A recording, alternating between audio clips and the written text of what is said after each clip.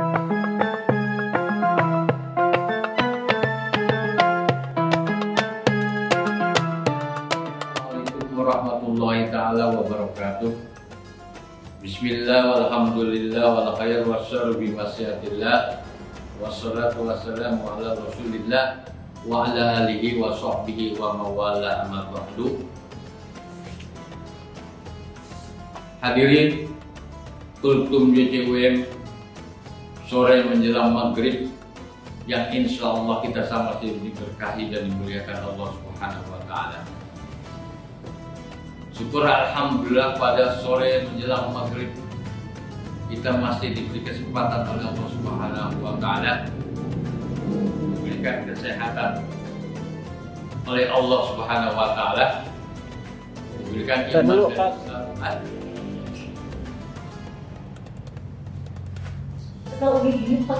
Ya. Dari mulai Allah Subhanahu wa Ta'ala tadi ya? Dari Allah ya? Iya. Oke. Ready? 1, 2, 3, take roll and action. Alhamdulillah pada sore menjelang maghrib yang sangat dimuliakan Allah Subhanahu wa Ta'ala ini kita masih diberikan nikmat sehat walafiat panjang umur sehingga kita dapat hadir dalam acara Kultum JCWM pada sore menjelang maghrib. Mudah-mudahan Kultum sore menjelang maghrib pada hari ini senantiasa Allah berikan ilmu yang bermanfaat untuk dunia dan akhirat. Amin ya rabbal alamin. Hadirin Kultum JCWM yang dirahmati Allah Subhanahu wa Ta'ala. Materi yang saya sampaikan pada kali hari ini adalah nuzulul Quran. Artinya diturunkannya Al-Quran oleh Allah Subhanahu wa Ta'ala. Arti secara bahasa adalah turunnya Al-Quran. Arti secara istilah adalah diturunkannya Al-Quran secara sekaligus dari Lauhul Mahfuz ke Baitul Izzah, langit dunia pada malam Lailatul Qadar. Lalu Al-Quran diturunkan secara berangsur-angsur dari Baitul Izzah kepada Rasulullah Sallallahu Alaihi Wasallam selama 23 tahun. Tanggal dan turunnya nuzul Quran menurut Ibnu Katsir dalam tafsirnya bahwa Al-Quran diturunkan sekaligus ke Baitul Izzah pada pertengahan bulan Ramadan. Menurut Syekh Sofiatur Rahman Al-Mubarak dalam buku Sirah Nabawiyah Ar-Rahiqul Maktum menjelaskan perbedaan pendapat tentang kapan pertama kali turunnya Al-Quran ke dunia ini. Wahyu yang Allah sampaikan kepada Rasulullah Sallallahu Alaihi Wasallam ada yang berpendapat lain. Ada juga yang berpendapat di bulan Rabiul Awal turunnya Al-Quran. Ada juga yang di bulan Rajab. Dan ada juga berpendapat turunnya Al-Quran di bulan Ramadan.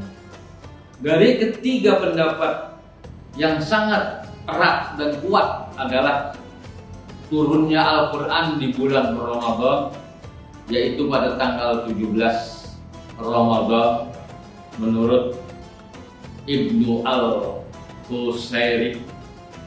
Yang kedua, kewajiban terhadap Al-Quran yang pertama yaitu mengimani Al-Quran itu sendiri, karena Al-Quran adalah firman Allah Subhanahu wa Ta'ala dan kalamullah.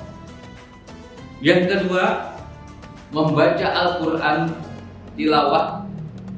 Al-Quran kalau kita baca, membacanya pahalanya bernilai tinggi. Apalagi di dalam bulan suci yang sangat mulia itu bulan suci Ramadan. 1 huruf dibalas 10, 10 dibalas 70, 70 dibalas 700 kali. Tidak terbatas Allah berikan pahala kepada orang yang membaca Al-Quran di bulan Ramadan. Firman Allah Subhanahu wa taala, "Warattilil Qur'ana tartila", yang artinya bacalah Al-Qur'an dengan perlahan-lahan dan tertib.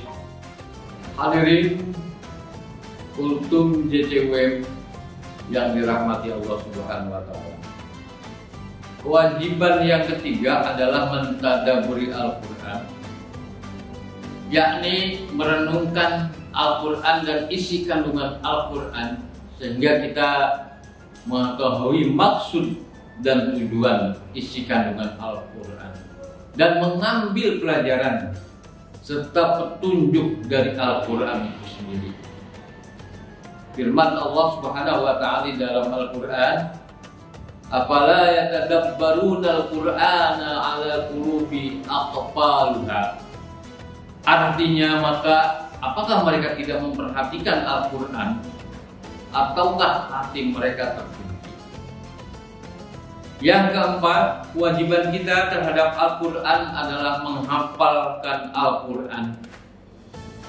Sebab kedudukan para penghuni surga nanti di yaumil kiamat akan berbanding dengan hafalan-hafalan Al-Quran.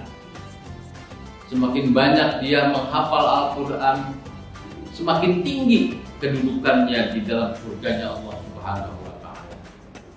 Hadis Nabi kita Muhammad sallallahu alaihi wasallam, "Ya qala li sahibil Qur'an, iqra wartaqi warattil kama kunta tartulu fid dunya, fa inna manziluka inda akhiri ayat."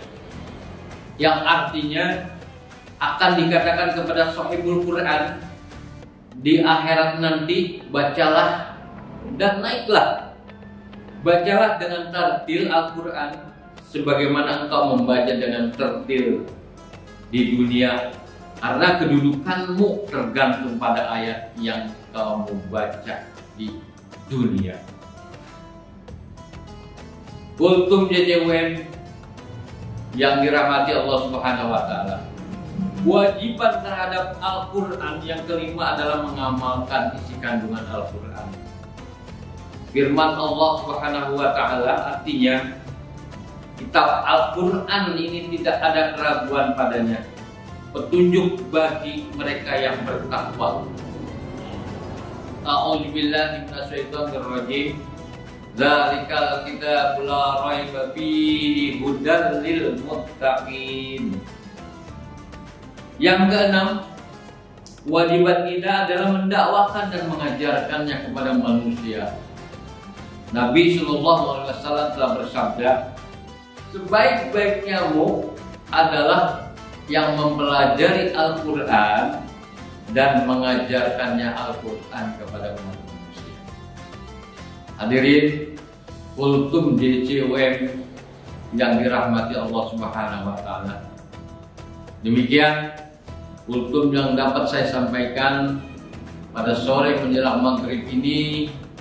Mudah-mudahan Allah memberikan kita pahala yang sangat luar biasa di bulan Ramadan dan menjadikan kita menjadi orang-orang yang bertakwa kepada Allah Subhanahu wa taala. Hadanallahu wa iyyakum ajmain. Assalamualaikum warahmatullahi taala wabarakatuh.